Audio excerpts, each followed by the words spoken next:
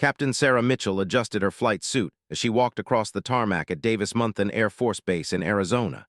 The desert sun blazed overhead, casting sharp shadows across the concrete where dozens of A-10 Thunderbolt II aircraft sat like sleeping metal beasts.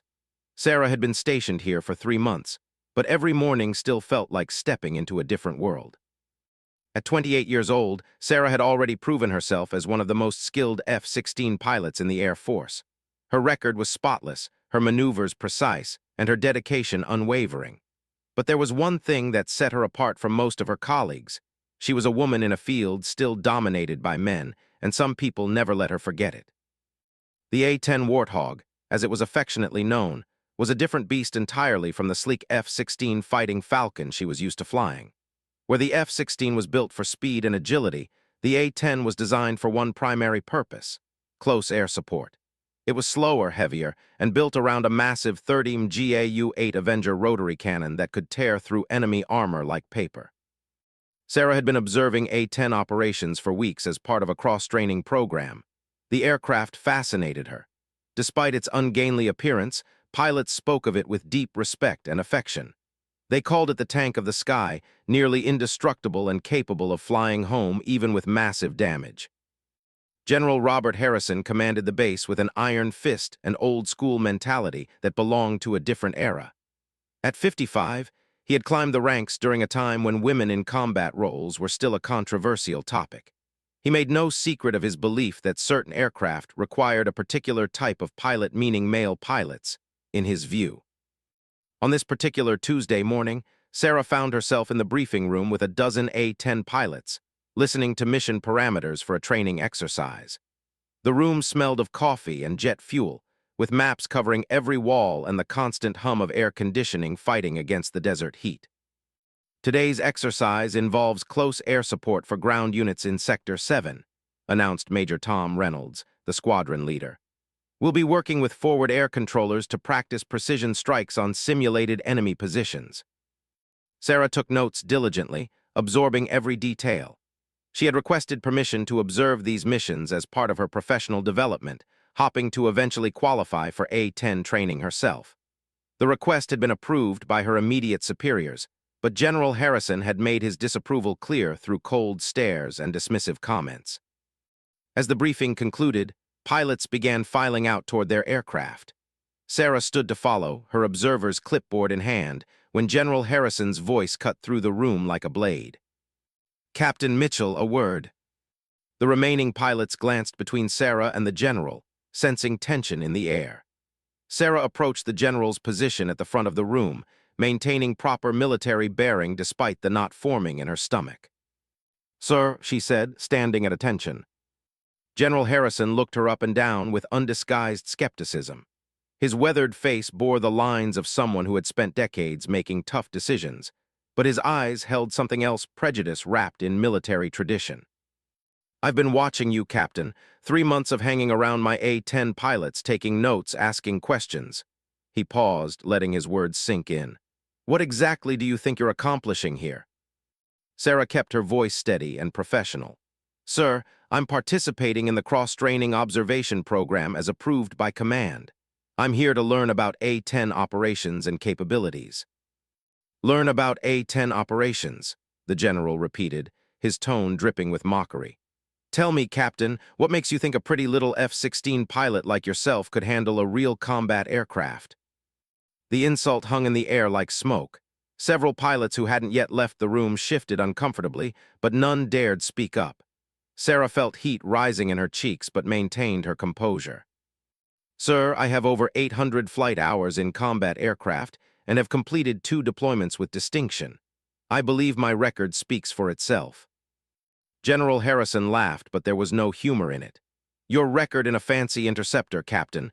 The A-10 isn't some video game. It's a combat workhorse that requires strength, endurance, and instincts that," he paused deliberately, "that some people just don't have." "I respectfully disagree, sir. I believe any qualified pilot can learn to operate any aircraft with proper training and dedication." The general's expression hardened. He had not expected pushback, especially not from a junior officer. In his mind, Sarah should have accepted the implicit message and found somewhere else to pursue her career development. "Is that so?" he said, his voice taking on a dangerous edge. "You really think you could climb into one of my warthogs and handle it like the men who have been flying them for years?" Sarah realized she was at a crossroads. She could back down, accept the general's dismissal, and likely find herself transferred away from Davis-Monthan within weeks. Or she could stand her ground and face whatever consequences came with challenging a superior officer's prejudices. "Yes, sir, I do believe that." The room fell silent except for the distant sound of jet engines warming up outside. General Harrison studied Sarah's face, looking for any sign of doubt or wavering. He found none. "Well then, Captain Mitchell," he said finally, his voice filled with condescension, "why don't you try it?" The words hit the room like a thunderclap. Even the remaining pilots turned to stare in shock. General Harrison was essentially issuing a challenge that could make or break Sarah's career. "Sir," Sarah asked, wanting to be absolutely clear about what was being proposed. "You heard me, Captain. Since you're so confident in your abilities, why don't you try flying one of my A-10s? Let's see how a delicate F-16 pilot handles a real aircraft." The general's smile was predatory. He was setting Sarah up for what he believed would be a humiliating failure. In his experience, pilots trained on nimble fighters struggled with the A-10's unique characteristics. The aircraft required different techniques, different instincts, and a willingness to get down and dirty in ways that clean, high-altitude interceptor missions never demanded. Sarah's mind raced through the implications. This wasn't an official training request going through proper channels. This was a challenge issued by a general who wanted to prove a point. If she failed, it would be used as evidence that women didn't belong in certain cockpits. If she declined, it would be seen as an admission of inadequacy. But Sarah had faced challenges her entire military career. She had earned her wings when instructors doubted her abilities. She had proven herself in combat when senior officers questioned whether women could handle the stress. Each time, she had responded not with words, but with performance. "I accept, sir." General Harrison's eyebrows rose slightly. He had expected her to back down, or at least ask for time to prepare. The fact that she accepted immediately suggested either remarkable confidence or dangerous overconfidence. "Very well, Captain. Major Reynolds, prepare aircraft 810950 for Captain Mitchell. We'll see what she's made of." Major Reynolds looked uncomfortable but nodded. "Sir, shouldn't we arrange for some ground training first? Cockpit familiarization systems overview." "No time like the present, Major. Captain Mitchell is confident she can handle it. Let's not delay her opportunity to prove herself." Sarah knew she was being set up, but backing down now would be worse than potential failure. She had studied A-10 systems extensively during her observation period. She had memorized cockpit layouts, emergency procedures, and operational characteristics. What she lacked was actual stick time, but every pilot's first flight in a new aircraft was a leap into the unknown. As they walked toward the flight line, Major Reynolds fell into step beside Sarah. His expression was troubled, and he lowered his voice so the general couldn't hear. "Captain, you know what's happening here, right? He's trying to set you up for failure." Sarah nodded grimly. "I know, Major, but refusing isn't really an option. You could request proper training channels, file a complaint about irregular procedures, and spend the next 6 months fighting paperwork while my career gets quietly torpedoed. No, thank you. I'd rather take my chances in the cockpit." Major Reynolds had to admire her courage, even if he questioned her judgment. He had seen good pilots struggle with their first A-10 flights, and those were pilots who had gone through weeks of ground school and simulator training. They reached aircraft 810950, a battle-worn A-10 that bore the scars of countless training missions. The aircraft looked like it had been designed by someone who prioritized function over form. Its twin engines were mounted high on the fuselage. Its landing gear was robust enough for rough field operations, and the cockpit sat in a titanium bathtub designed to protect the pilot from ground fire. Sarah circled the aircraft during her pre-flight inspection, her trained eyes checking for any signs of damage or irregularity. The A-10 was much larger than her F-16, with a wingspan of nearly 60 feet compared to the F-16's 33. Everything about it spoke of durability and purpose. A small crowd had gathered to watch the unprecedented event. Word had spread quickly through the base that General Harrison was allowing, or forcing, a female F-16 pilot to attempt her first A-10 flight without proper training. Some spectators hoped to see her succeed, others expected spectacular failure, and a few were simply curious about how the drama would unfold. As Sarah completed her inspection and prepared to climb into the cockpit, General Harrison approached for what she assumed would be final instructions. Instead, he delivered what sounded more like a warning disguised as encouragement. "Remember, Captain, this isn't your pretty little F-16. The A-10 doesn't forgive mistakes, and it doesn't respond to gentle touches. If you can't handle it, there's no shame in admitting defeat before you embarrass yourself." Sarah looked the general directly in the eye. "Sir, with respect, I didn't come this far by backing down from challenges." She climbed the crew ladder and settled into the A-10's cockpit, immediately noticing the differences from her familiar F-16. The instrument panel was more complex in some ways, simpler in others. The stick felt different in her hand, and the seat positioning gave her a different perspective on the world outside. As she strapped in and began running through startup procedures, Sarah could feel dozens of eyes watching her every move. The pressure was immense, but she had learned long ago to channel pressure into focus. Her hands moved systematically through the checklist, each step building toward the moment when she would prove whether talent and determination could overcome prejudice and institutional resistance. The A-10's engines spooled up with a distinctive whine, different from the sharp scream of an F-16's single engine. Sarah felt the aircraft come alive around her, tons of metal and machinery responding to her inputs. This was the moment of truth, when months of observation and study would be put to the ultimate test. General Harrison stood on the tarmac with his arms crossed, confident that he was about to witness validation of his beliefs about women in combat aviation. He had no idea that he was actually about to witness the beginning of a legend that would be talked about at Davis-Monthan Air Force Base for decades to come. Sarah took a deep breath and keyed the radio. "Tower, Hog 950 requesting taxi clearance for training mission." The tower controller's voice crackled back immediately. "Hog 950, cleared to taxi runway 12, winds 270 at 15 knots, altimeter 30.15. As Sarah released the brakes and began taxiing toward the runway, she could feel the A-10's unique characteristics immediately.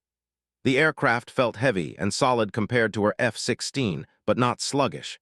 It was like the difference between driving a sports car and a powerful truck, different, but each with its own advantages.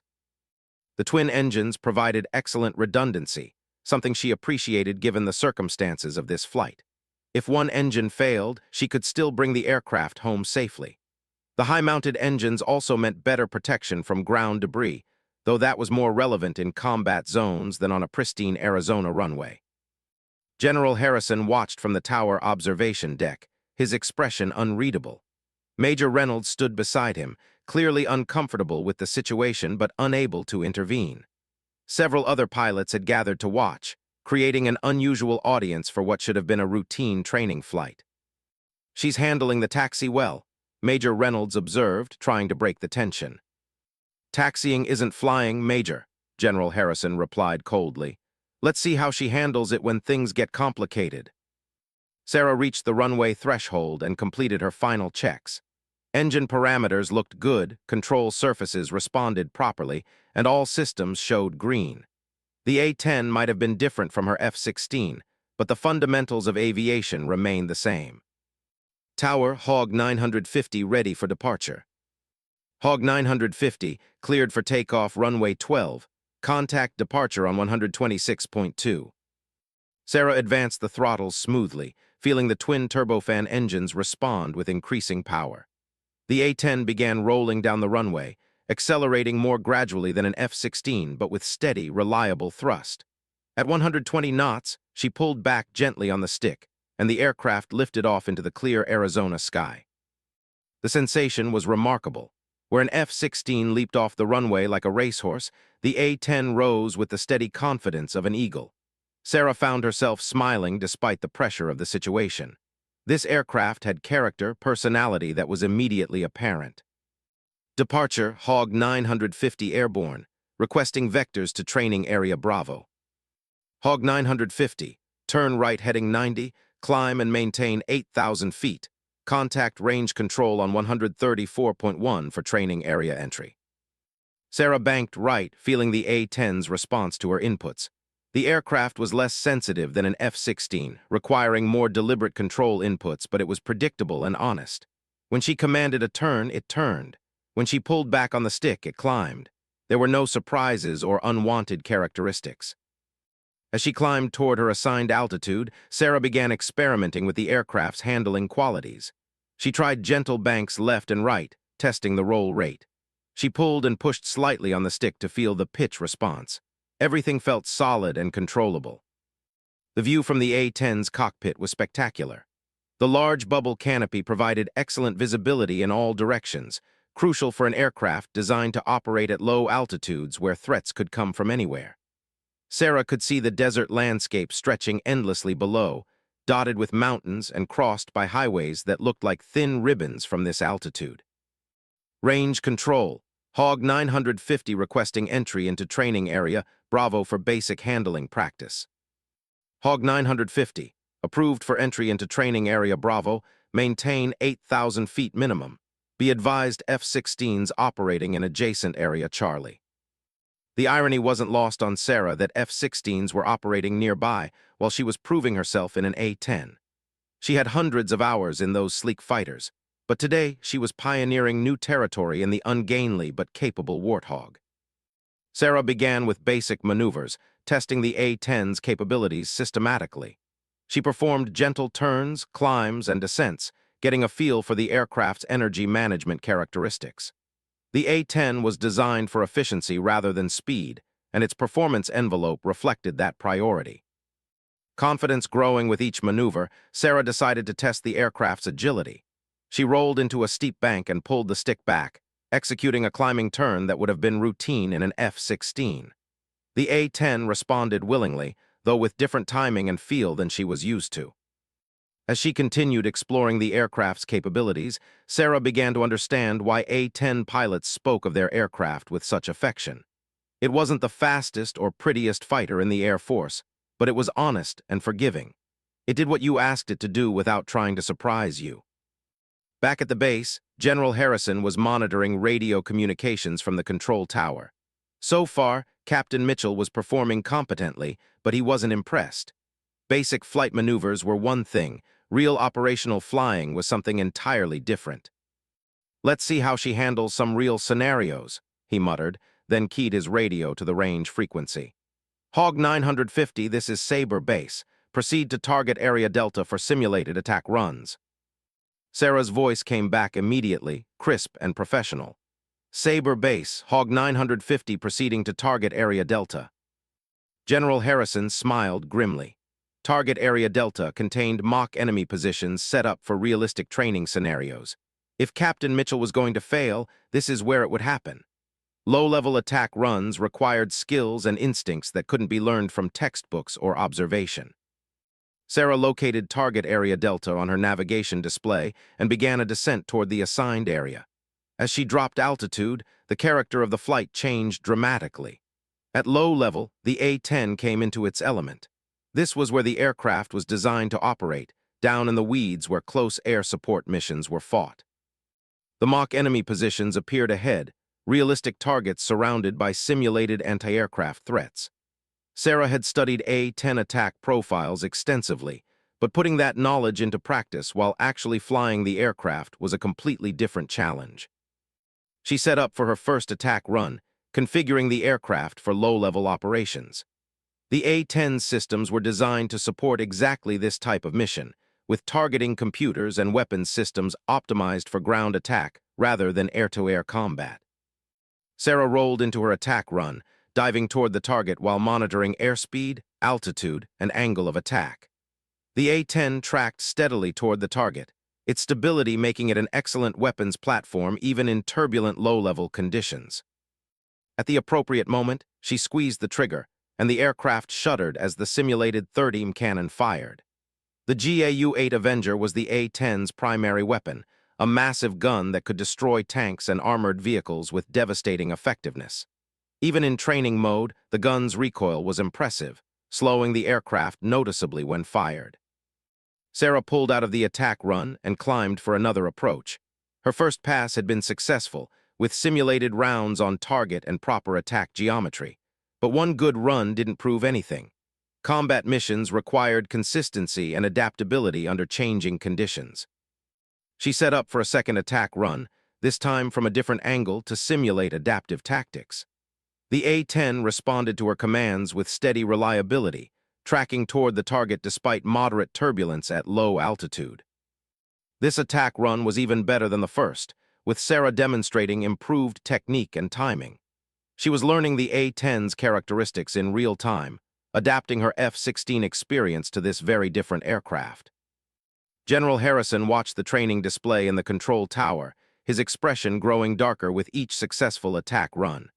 Captain Mitchell was supposed to be struggling, maybe even failing. Instead, she was demonstrating competence that bordered on natural talent.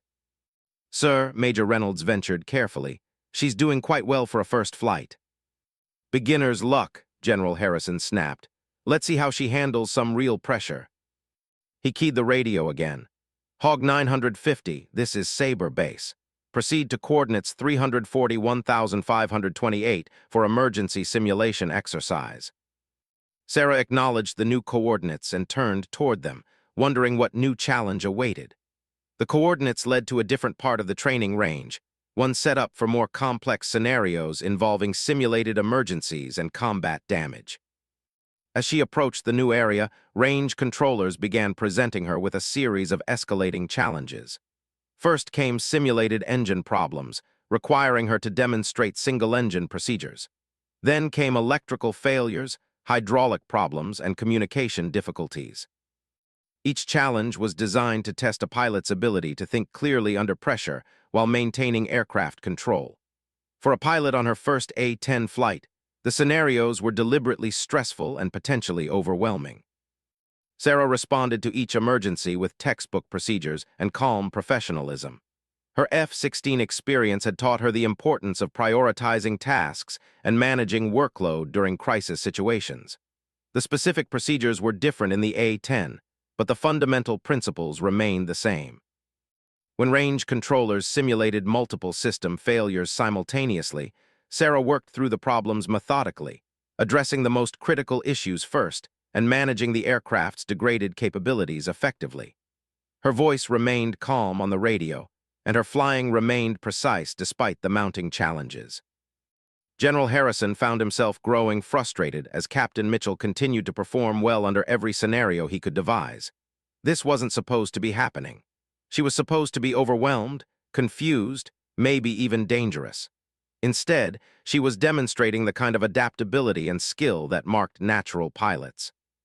"Sir," Major Reynolds said quietly, "perhaps we should call it a day. She's proven she can handle the aircraft." "Not yet, Major. One more test." General Harrison keyed the radio with a harder edge to his voice. "Hog 950, this is Sabre Base. Proceed immediately to coordinates 355,127 for simulated combat rescue scenario. You have friendlies on the ground taking heavy fire and need immediate close air support." This was the ultimate test. Combat rescue scenarios required pilots to operate in high-stress environments where split-second decisions could mean the difference between saving lives and causing casualties. It combined all the technical skills of flying with the tactical judgment that separated good pilots from great ones. Sarah acknowledged the new mission and turned toward the coordinates, her mind already shifting into combat mode. She had flown close air support missions in her F-16, but the A-10 was specifically designed for this type of operation. This was where she would either prove herself worthy of the aircraft or finally meet the challenge she couldn't overcome. As she approached the simulated combat zone, Sarah could see smoke markers indicating friendly positions and enemy threats. Ground controllers began painting a picture of a complex tactical situation requiring immediate intervention to prevent friendly casualties. The radio crackled with simulated urgency. "Hog 950, we have troops in contact. Need immediate close air support on enemy positions 200 meters north of smoke marker. Friendlies are marked with orange panels. Exercise extreme caution with weapons placement." Sarah analyzed the tactical situation rapidly, identifying friendly positions, enemy threats, and safe attack corridors. This was exactly the type of mission the A-10 was designed for, requiring precision, judgment, and courage to operate effectively in close proximity to friendly forces. She rolled into her attack run with newfound confidence, responding to her commands like an extension of her own will. Everything she had learned about this aircraft over the past hour was about to be put to the ultimate test. Sarah approached the simulated combat rescue scenario with the focused intensity that had carried her through real combat missions in her F-16. But this was different. The A-10 was built specifically for this type of close air support mission, and she was about to discover why pilots called it the finest close air support aircraft ever built. HOG 950, Ground Controller AX-21, I have your target area in sight.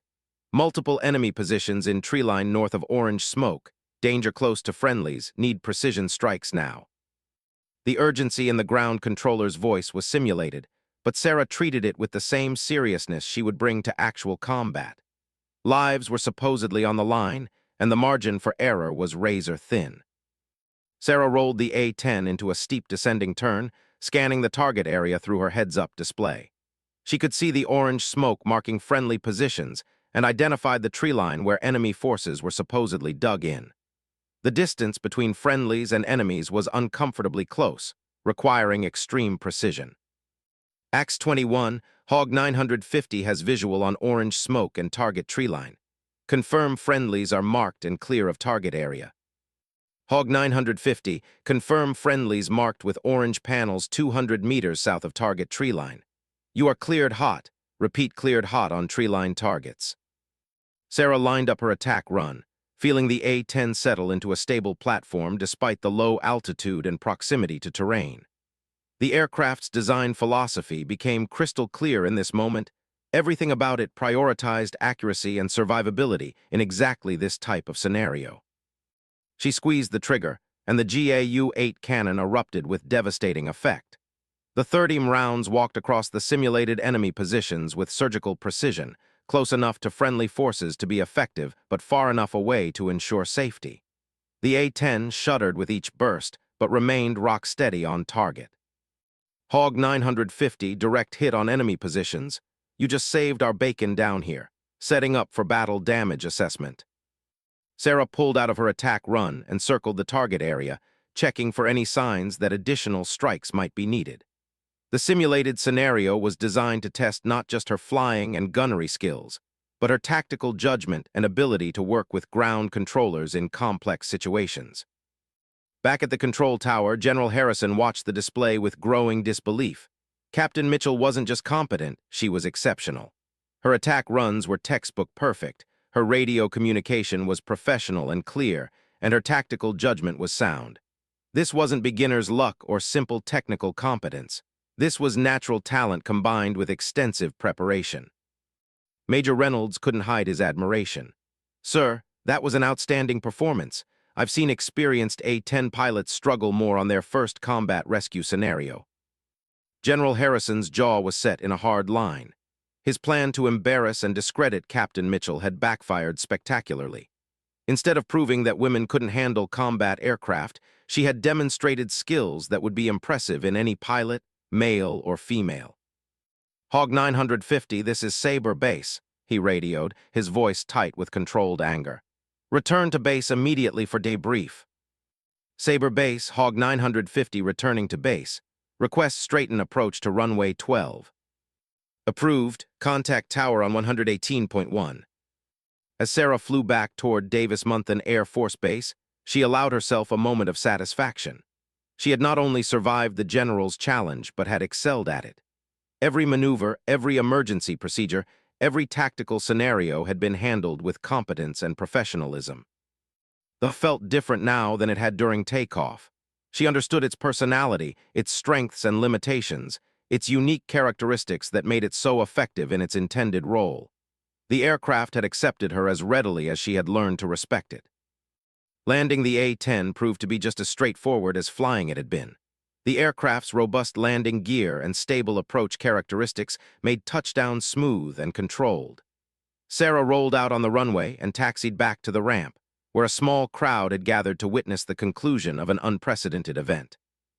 As she shut down the engines and completed post-flight procedures, Sarah could see General Harrison approaching the aircraft with an expression that could have melted steel. She had won the challenge he had set, but victory often came with consequences. Sarah climbed down from the cockpit to face whatever judgment awaited. The crowd of spectators maintained respectful distance, sensing that something significant was about to unfold. Major Reynolds stood nearby, ready to intervene if necessary. General Harrison stopped directly in front of Sarah, close enough that she could see the anger and frustration in his eyes. For a long moment, neither spoke. The tension was thick enough to cut with a knife. "Captain Mitchell," he said finally, his voice deadly quiet, "that was adequate." The word adequate hung in the air like an insult. Everyone present knew they had witnessed something far beyond adequate. Sarah had delivered a performance that would have been noteworthy from any pilot, regardless of experience level. "Thank you, sir," Sarah replied carefully, maintaining military bearing despite the obvious slight.